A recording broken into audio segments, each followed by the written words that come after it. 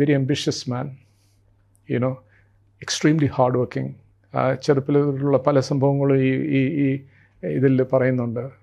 Extremely hardworking. So,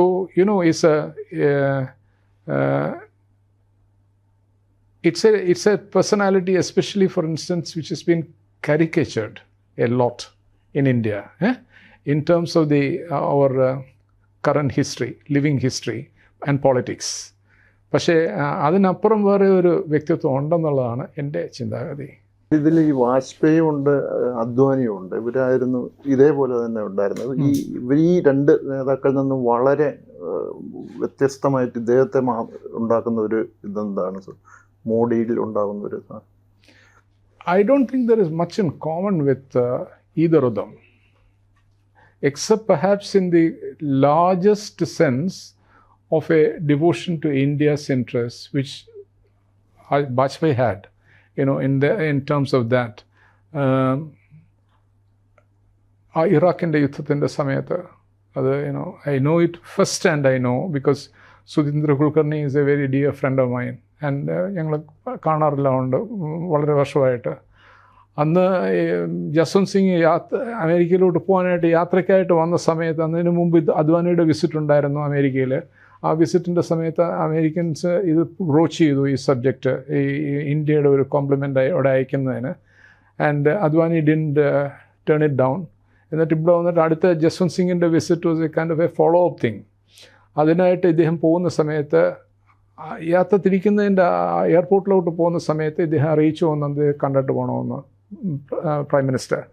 അങ്ങനെ അവിടെ വീട്ടിൽ ചെന്നപ്പോൾ സുധീന്ദ്ര പറഞ്ഞതാണ് ഇത് കേട്ടോ. ആ സമയത്ത് only one point, അവർക്ക് വാക്ക് കൊടുക്കരുതെന്ന്. ഇത് ഇന്ത്യ ഒരിക്കലും അംഗീകരിക്കുകയില്ലെന്ന്. See, look at that. How prophetic ഇത്. ഇന്ത്യ ഒരിക്കലും അംഗീകാരം കിട്ടില്ല ഇത്തരത്തിലുള്ളൊരു തീരുമാനത്തിനാണ്. And he was stunned because he was carrying a brief exactly to the contrary. അത് കഴിഞ്ഞിട്ട് ആലോചിച്ചിട്ട് പറഞ്ഞതാണ്. So, some of these people, അദ്വാനിയുടെ ഞാൻ പറഞ്ഞില്ലേ, ഞാൻ ഈ നരസിംഹറാവു പോകുന്നതിൻ്റെ ഞാൻ പറഞ്ഞില്ലേ, they are very different, in that sense. They are very, very profound personalities. It is, their life is not just about winning elections. അതുകൊണ്ടാണ് ഞാൻ ഈ മോഡിയെ പറഞ്ഞപ്പോൾ I saw that all of you looking skeptical. പക്ഷേ I have never met the person, but that is, വാജ്പേയിയെ കുറിച്ച് എനിക്ക് നല്ലോണം അറിയാം. എന്ന് വെച്ചിരുന്നാൽ അന്ന് അദ്ദേഹം സ്റ്റാൻഡിംഗ് കമ്മിറ്റിയുടെ ചെയർമാൻ ആയിരുന്നു, parliament standing committee. And he was always very much interested in Pakistan matters. അപ്പോൾ ഈ 4 വർഷക്കാലം ഞാൻ അവിടെ പാകിസ്ഥാൻ ഡിവിഷൻ്റെ ചുമതലയിരിക്കുന്ന സമയത്ത് Vajpayee used to like chicken curry. So എല്ലാ മാസവും അദ്ദേഹം ഞങ്ങളെ ഈ പാകിസ്ഥാൻ ഡീൽ ചെയ്യുന്ന ആളുകളെല്ലാം കൂടെ വിളിച്ചിട്ടൊരു ചെറിയൊരു ഗെറ്റ് ടുഗദർ ഉണ്ട് അദ്ദേഹത്തിൻ്റെ ഇതായിട്ട്. And he is very humorous man. He used to talk very freely. അപ്പം എനിക്ക് നല്ലോണം അങ്ങനെ പരിചയപ്പെടാൻ പറ്റിയിട്ടുള്ള ഒരു വ്യക്തിയാണ് അദ്ദേഹത്തിൻ്റെ. പിന്നെ പല കഥകളും കേട്ടിട്ടുണ്ട് അദ്ദേഹത്തിനെക്കുറിച്ച്. So he is one difference is he is a very emotional man. ഞാൻ മനസ്സിലാക്കിയെടുത്തോളം very emotional man. So is actually Advani. Frankly, you may not think so, but he's a very emotional man also in such things.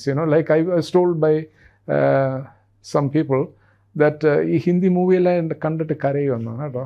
അങ്ങനത്തെ ഒരു സ്വഭാവക്കാരനാണെന്ന് Advani. I can't associate Modi with such thing.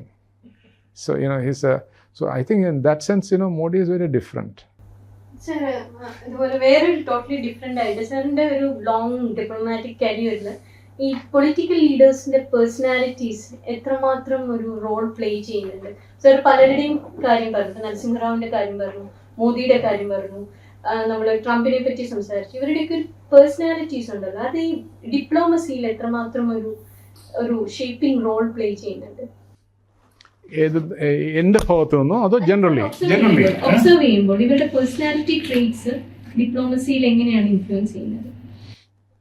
അത് it's A natural thing. എന്ന് വെച്ചിരുന്നാൽ ഇപ്പോൾ നരസിംഹറാവിനെ കുറിച്ച് എടുക്കുക. ഞാൻ instances ആയിട്ട് ഞാൻ പറഞ്ഞുതരാം. ഞാൻ ഏറ്റവും കൂടുതൽ അടുത്ത് പ്രവർത്തിച്ചിട്ടുള്ളതാണ് ഈ പാകിസ്ഥാൻ ഡിവിഷൻ്റെ ചുമതലയായിരുന്ന സമയത്ത്. പാകിസ്ഥാനെക്കുറിച്ചുള്ള ഒരു 85-90% പേപ്പറുകളും നരസിംഹറാവുവിൻ്റെ അപ്രൂവൽ ഇല്ലാതെ ചെയ്യാൻ പറ്റില്ല എന്ന് വെച്ചാൽ ബിക്കോസ് ഇറ്റ്സ് വെരി സെൻസിറ്റീവ്. തെറ്റ് വരികയാണെങ്കിലും രാഷ്ട്രീയ പൊളിറ്റിക്കൽ അപ്രൂവൽ ഉണ്ടായിരിക്കണം. അതുകൊണ്ടാണ് വളരെ ക്ലിയറാണ് അതാണ്. സോ ഐ ഹാഡ് ആഴ്ചയിൽ തന്നെ 1-2 തവണ അദ്ദേഹത്തിൻ്റെ വീട്ടിലുള്ള ഈ ഇൻ്റർ മിനിസ്റ്റീരിയൽ മീറ്റിങ്സിൽ പോകാൻ പറ്റും. അങ്ങനെ അവസരങ്ങൾ കിട്ടിയിട്ടുണ്ട്. അങ്ങനെ വളരെ അടുത്ത് ഞാൻ കണ്ടായിരുന്നു ആ സമയങ്ങളിൽ. അപ്പോൾ അദ്ദേഹത്തിൻ്റെ ഇപ്പോൾ എടുക്കുകയാണെങ്കിൽ അത് എറുഡിഷൻ. ഞാൻ ശ്രീലങ്കയിൽ ഉണ്ടായിരുന്ന സമയത്ത് പൊളിറ്റിക്കൽ ഓഫീസായിരുന്ന സമയത്ത് ഈ പ്രഭാകരൻ്റെ അട്ടിമറി തുടങ്ങുന്ന സമയമാണ് 80കളുടെ ആദ്യത്തിൽ. അന്നാണ് ഏറ്റവും വലിയ ഒരു കമ്മ്യൂണൽ റൈറ്റ്സ് ഒക്കെ ഉണ്ടായത് അവിടെ. അപ്പം ഇദ്ദേഹത്തെ ഇന്ദിരാഗാന്ധി അവിടെ അയച്ചു സ്പെഷ്യൽ എൻവോയ് ആയിട്ട്. അദ്ദേഹം ഫോറിൻ മിനിസ്റ്റർ ആയിരുന്നു അന്ന്. അപ്പോൾ എയർപോർട്ടിൽ നിന്ന് ഞാൻ അദ്ദേഹത്തിൻ്റെ കാറിൽ വന്ന് ഞങ്ങൾ കൊണ്ടുപോകുന്ന സമയത്ത് ആദ്യം ചോദിച്ച ഇതായിരുന്നു, ഈ കർഫ്യൂ ആയിരുന്നു കൊളംബോയിൽ. ഈ കടകളുടെ മുകളിലുള്ള ബോർഡുകൾ എഴുതി വെച്ചിരിക്കുന്നു. അപ്പോൾ ആദ്യം എന്നോട് ചോദിച്ചു എവിടെ നിന്നാണെന്നെല്ലാം ചോദിച്ചു. ഞാൻ പറഞ്ഞു ആദ്യമായിട്ട് ഞാൻ കാണുകയാണ് അദ്ദേഹത്തെ, മലയാളിയാണെന്നെല്ലാം പറഞ്ഞു. ചിരിച്ചു ഒന്നും പറഞ്ഞില്ല. അധികം സംസാരിക്കുന്ന മനുഷ്യനല്ല. കുറച്ചെല്ലാം കഴിഞ്ഞ ശേഷം ഇതെല്ലാം നോക്കിയിട്ട് പറഞ്ഞു, all this is very similar to Malayalam, ഈ നമ്മുടെ ലിപി.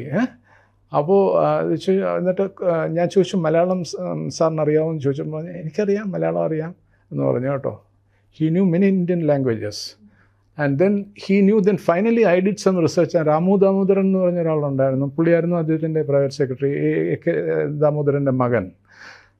V were very close family friends also. അപ്പോൾ അദ്ദേഹം പറഞ്ഞ് ഞാൻ കേട്ടിട്ടുണ്ട് ഇദ്ദേഹത്തിന് എങ്ങാണ്ട് ഒരു 10-20 ഭാഷകൾ കൈകാര്യം ചെയ്യാനുള്ള കഴിവുണ്ടായിരുന്നു.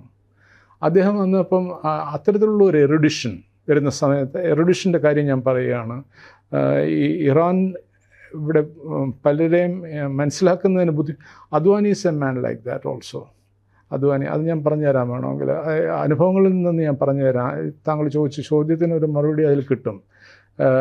ഇദ്ദേഹം ഈ ബാബറി മസ്ജിദ് കഴിഞ്ഞതിന് ശേഷം, ബോംബെ റൈറ്റ്സും ഒക്കെ വന്നു കഴിഞ്ഞതിന് ശേഷം നരസിംഹറാവു ഒരു തീരുമാനമെടുത്തു. വലിയ പ്രതിഷേധം ഉണ്ടായിരുന്നു മുസ്ലിം വേൾഡിൽ, ഇറാൻ സന്ദർശിക്കണമെന്ന്.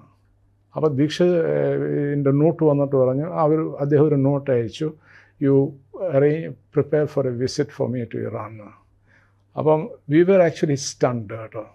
എന്ന് വെച്ചാൽ അന്നുള്ള സാഹചര്യം അങ്ങനെ അല്ലായിരുന്നു. അപ്പോൾ ഈ ബ്യൂറോക്രാറ്റ്സ് വളരെ കോഷ്യസാണ് ഇക്കാര്യത്തിൽ. Out of the box thinking ഞങ്ങൾക്ക് ചിന്തിക്കാൻ പറ്റില്ല ആ രീതിയിൽ. അപ്പം ഇദ്ദേഹം പറഞ്ഞപ്പോൾ ദീക്ഷിത് എന്നെ വിളിച്ചിട്ട് ചോദിച്ചു, don't you think it is risky, should we caution him? So I said no sir, it can be worked out. Definitely he wants to go and he doesn't want a reply from us why he should not go. We should make it possible. അങ്ങനത്തിൽ എന്നിട്ട് അദ്ദേഹം അവിടെ പോകാനുള്ള എല്ലാം തയ്യാറെടുത്ത് കഴിഞ്ഞതിന് ശേഷം അവിടെ ചെന്നപ്പോഴെന്താണ് കാണുന്നത്, അദ്ദേഹം പ്രതീക്ഷിച്ച രീതി തന്നെയായിരുന്നു.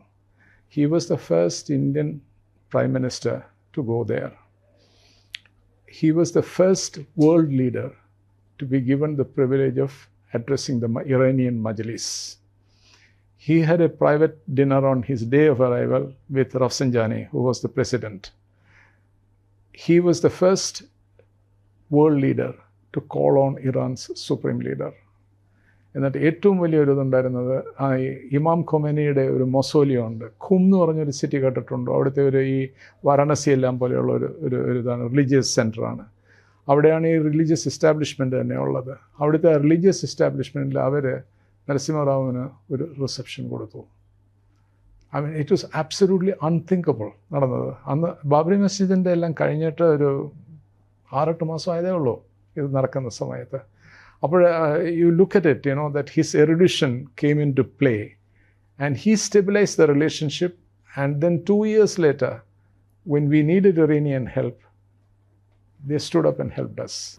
അദ്വാനിയുടെ വന്നത് നരസിംഹറാവു, ഇത് തന്നെ പറയാം, നരസിംഹറാവു അവിടെ സന്ദർശിക്കുന്ന സമയത്ത് ഈ വിസിറ്റ് അദ്ദേഹം പോകുന്നു എന്നുള്ളത് ഇതെല്ലാം ഞങ്ങളെല്ലാം തീരുമാനിച്ചു കഴിഞ്ഞിട്ട് നരസിംഹറാവു ദീക്ഷിതിനെ വിളിച്ചിട്ട് പറഞ്ഞു, ഈ മൈനോറിറ്റി ഗവൺമെൻറ് ആണെന്ന് ഓർക്കുന്നുണ്ടല്ലോ, ഇത് വലിയ പ്രശ്നമുണ്ടാവും, BJP ഇതിനെ ഇതാവും. ഇപ്പം ഈ ബാബറി മസ്ജിദും എല്ലാം നടന്നു കഴിഞ്ഞിട്ട് മാസങ്ങളായതേ ഉള്ളൂ, ഞാനിപ്പോൾ അങ്ങോട്ട് പോകുന്നതിനെക്കുറിച്ച് വലിയ വിമർശനമൊക്കെ ഉണ്ടാവും.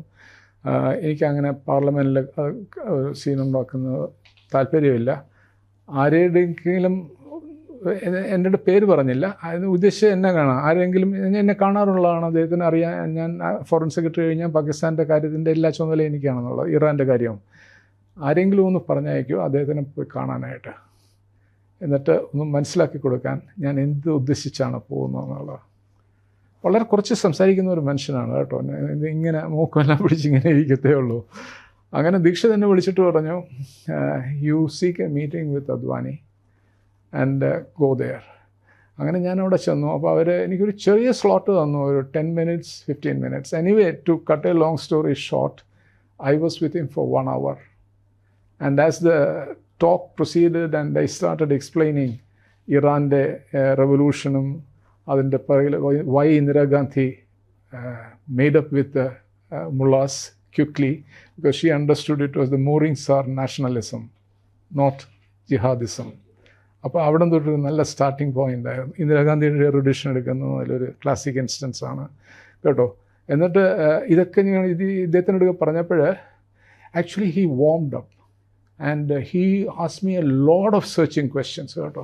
എന്നിട്ട് ഇപ്പോൾ അദ്ദേഹത്തിൻ്റെ സെക്രട്ടറി ആണെന്നൊരു ചോപ്ര എന്ന് മറ്റു പറഞ്ഞൊരു മനുഷ്യനായിരുന്നു അദ്ദേഹത്തിൻ്റെ കൂടെ എപ്പോഴും ഉണ്ടായിരുന്നു, ഒരു പഞ്ചാബി, ഒരു he was in the corporate sector and all that. ആ സമയത്ത് അത് ഇങ്ങനെ അദ്ദേഹം കൂടെ ഒന്ന് പറയുന്നുണ്ടായിരുന്നു, സർ നെക്സ്റ്റ് മീറ്റിംഗ് എന്ന് പറഞ്ഞാൽ എനിക്കിത് കേൾക്കേണ്ട ആവശ്യമുണ്ടെന്ന് പറഞ്ഞു. എല്ലാം കേട്ട് കഴിഞ്ഞതിന് ശേഷം ഒരു മിനിറ്റ് ഒന്നും മിണ്ടായിരുന്നിട്ട് പറഞ്ഞു, I think you people are doing A very good thing കേട്ടോ. You should go ahead with this. This is a very important relationship for us.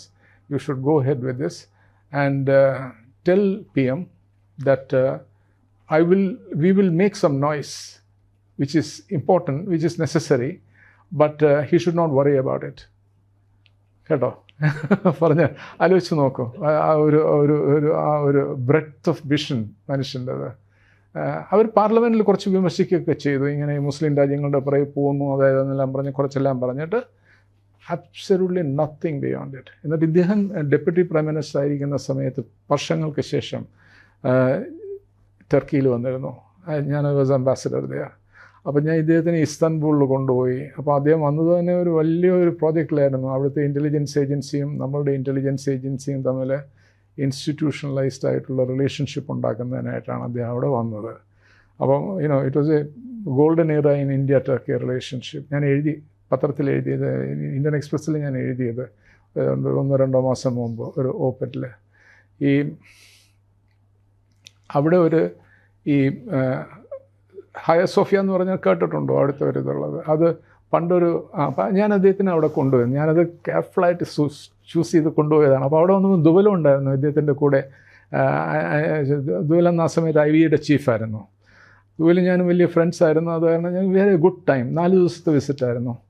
So I was with them throughout and all that. എന്നിട്ട് ഇസ്താൻബുളിൽ എന്നിട്ട് ഞാൻ ഈ മോസ്കിൽ കൊണ്ടുവന്നു അദ്ദേഹത്തെ. It's a marvellous architectural piece. Ottoman പാലസിൻ്റെ ഒരു തുടർച്ചയായിട്ട് കിടക്കുന്ന ഒരു സ്ഥലമാണ്. അവിടെ വന്നിട്ട് ഇദ്ദേഹം ഈ സെൻറ്റാ സോഫിയ എന്ന് പറയുന്ന ഒരു ഗ്രേറ്റ് കത്തീഡ്രലായിരുന്നു അത്. അപ്പം ഞാൻ ചോദിച്ചു, സാറിന് ഇതിൻ്റെ ചരിത്രം അറിയാമെന്ന് ചോദിച്ചു കേട്ടോ. അപ്പോൾ പറഞ്ഞില്ല, അറിയില്ല എന്ന് പറഞ്ഞു. ഞാൻ പറഞ്ഞു, this used to be a mosque, this used to be a church cathedral. ആ കത്തീഡ്രൽ കൺവേർട്ട് ചെയ്തതാണ് ഈ മോസ്ക് എന്ന്. ഒക്കെ മനസ്സിലായി. അത് ചിരിച്ചോട്ടെ, ഞാൻ മനസ്സിലായി അദ്ദേഹത്തിന് ഞാൻ ഉദ്ദേശിച്ചത് എന്താണെന്ന് സ്റ്റോണ്ടിങ് ചെയ്യുന്നു കേട്ടോ. അപ്പോൾ ഇങ്ങനത്തെ ഒരു മനുഷ്യനാണ് കേട്ടോ. Actually he is very tolerant man കേട്ടോ, very tolerant man. And he's a humanist. വെളിയിൽ നിന്നും നോക്കിയാൽ ചാരിയറ്റിൽ ബാബറി മസ്ജിദ് തകർക്കാൻ പോയ ഒരു മനുഷ്യനായിട്ടൊന്നല്ലേ നമ്മൾ ആലോചിക്കുകയുള്ളൂ. അതല്ല വ്യക്തികൾ. അതുകൊണ്ട് രാഷ്ട്രീയക്കാർക്ക് തീർച്ചയായിട്ടും അവരുടേതായിട്ടുള്ള വ്യക്തിത്വമുണ്ട് കേട്ടോ.